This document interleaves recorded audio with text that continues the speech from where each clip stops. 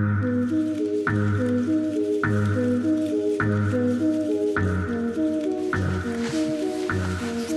gilet et le casque sont des équipements indispensables pour les salariés de l'entreprise, y compris pour le responsable des ressources humaines. Âgé de 24 ans, Soufiane manage une cinquantaine d'employés dans ce groupe qui recycle et valorise les déchets, un emploi que cet ancien étudiant de Corté a décroché à l'issue d'une formation en alternance.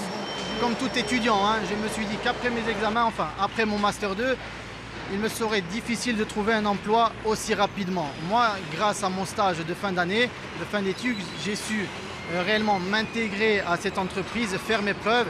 Et c'est ce qui me permet aujourd'hui d'être ressources humaines avec à la clé un contrat en CDI. Après, il y en a deux autres là-bas, c'est ça. C'est pas tous les jours facile. On est des fois confronté à un public assez difficile, assez réticent aux liens de subordination qui peut subsister avec des supérieurs hiérarchiques sur le parc.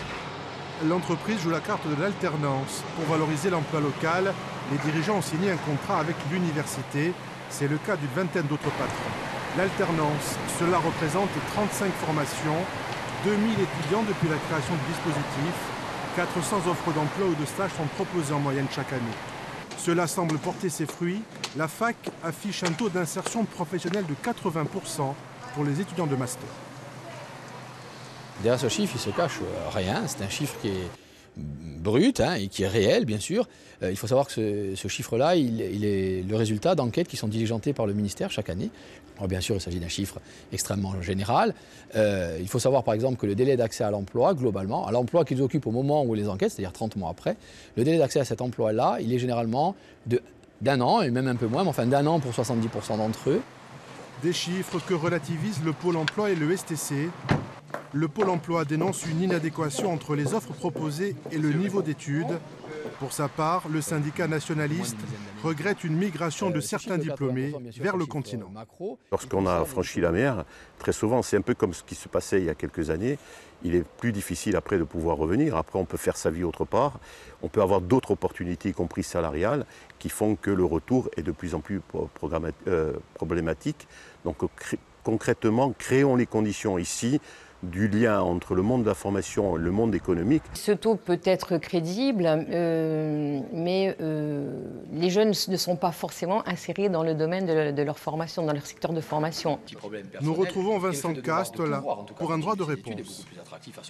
Pour 70% d'entre eux ayant eu un master, on parle des jeunes qui ont un diplômé de master en général, occupent un emploi soit de cadre de catégorie A, soit de cadre de catégorie B, ce qui correspond globalement à leur niveau de qualification. Et on se rend compte que 70% des emplois qui sont occupés, ils le sont encore, c'est 30% sur le continent. Et quand on leur demande les raisons pour lesquelles ils sont allés chercher un emploi sur le continent, on se rend compte que bien souvent, ce sont des étudiants qui ont eu une licence ailleurs qu'à l'Université de Corse, qui sont venus faire un master chez nous, pour des raisons de spécificité de formation, et puis qui généralement retournent dans leur région d'origine pour chercher un emploi. L'alternance, un dispositif qui fait ses preuves dans un contexte difficile. Dans l'île, 28% des 15-24 ans sont à la recherche d'un emploi.